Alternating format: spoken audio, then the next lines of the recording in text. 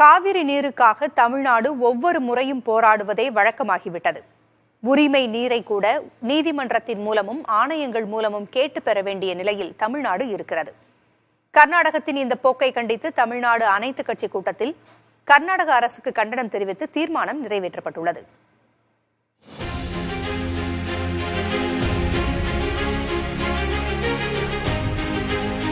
காவிரி ஒழுங்காற்றுக்குழு பரிந்துரையின்படி தமிழ்நாட்டிற்கு காவிரி நீரை தருவதற்கு கர்நாடக அரசு தொடர்ந்து மறுத்து வருகிறது. இந்நிலையில் தென்மேற்கு பருவமழையின் தீவிரத்தால் அணைகள் நிரம்புவதால் இயற்கையின் கொடையால் தற்போது தமிழ்நாட்டிற்கு உபரி நீராக காவிரி நீர் வந்து கொண்டிருக்கிறது. இந்நிலையில் இந்த விவகாரத்தில் எடுக்கப்பட வேண்டிய நடவடிக்கைகள் குறித்து சென்னை தலைமைச் செயலகத்தில் அனைத்து சட்டமன்ற கட்சி கூட்டம் நடைபெற்றது. நீர்வளத்துறை அமைச்சர் துரைமுருகன் தலைமையில் நடைபெற்ற இந்த கூட்டத்தில் பேசிய முதலமைச்சர் மு.க.ஸ்டாலின் கர்நாடக அரசுக்கு கடும் கண்டனங்களை தெரிவித்தார். கூட்டத்தில் ஒருமனதாக நிறைவேற்றப்பட்ட தீர்மானங்களையும் அவர் வாசித்தார்.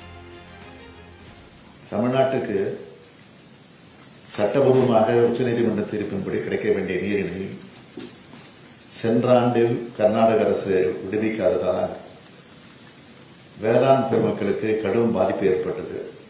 இது குறித்து உச்சநீதிமன்றத்தை நாடி நாம் அதற்கு பிறகு நீரை பெற்றோம். இந்த ஆண்டில் தென்மேற்கு பருவமழை சாதகமாக இருக்கக்கூடிய சூழ்நிலையிலும் கர்நாடக அரசு இவ்வாறு நடந்து கொள்வதை எந்த விதத்திலும் ஏற்றுக்கொள்ள முடியாது. தமிழ்நாடு பெற வேண்டிய நீரை உடனடியாக பெறுவதற்கு தேவைப்படின் மாண்புமை உச்சநீதிமன்றத்தை நாடி அனைத்து சட்டபூர்வமான நடவடிக்கைகளை மேற்கொள்ள இக்கூட்டம் ஒருமனதாக தீர்மானிக்கிறது. இந்த தீர்மானங்களின் அடிப்படையில் தேவைப்படும் அனைத்து நடவடிக்கைகளையும் முழு மூச்சோடு மேற்கொண்டு காவேரி டெல்டா விவசாய உரிமைகளை இந்த அரசு நிலைநாட்டும் என உறுதியளித்து என்னுடைய உரையை நிறைவு செய்கிறேன். நன்றி.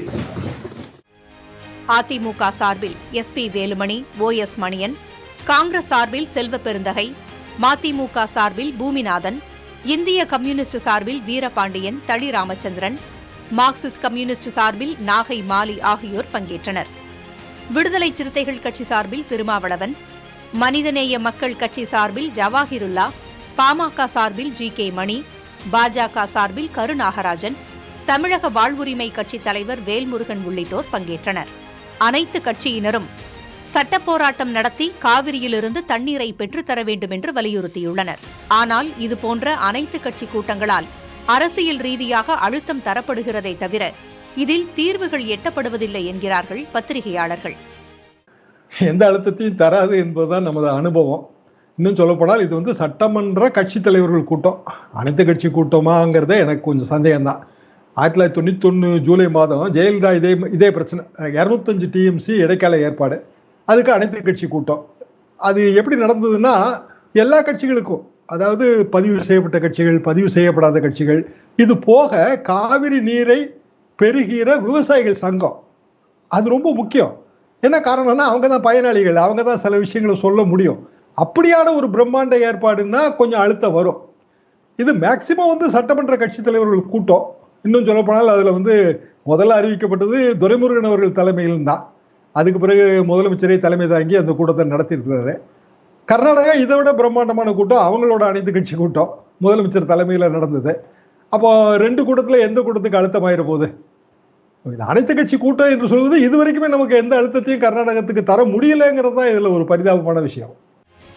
காவிரி நீரை பெற உச்சநீதிமன்றத்தையும் ஒழுங்காற்றுக்குழு, காவிரி ஆணையம் என ஒவ்வொரு முறையும் சட்ட ரீதியாக போராடியே தண்ணீரை தமிழகம் பெறுகிறது. காவிரி உரிமை நீர் கிட்டாததால் இந்த ஆண்டு குறுவை சாகுபடி பரப்பு மிகவும் குறைந்துவிட்டது என்பதே நிதர்சனம்.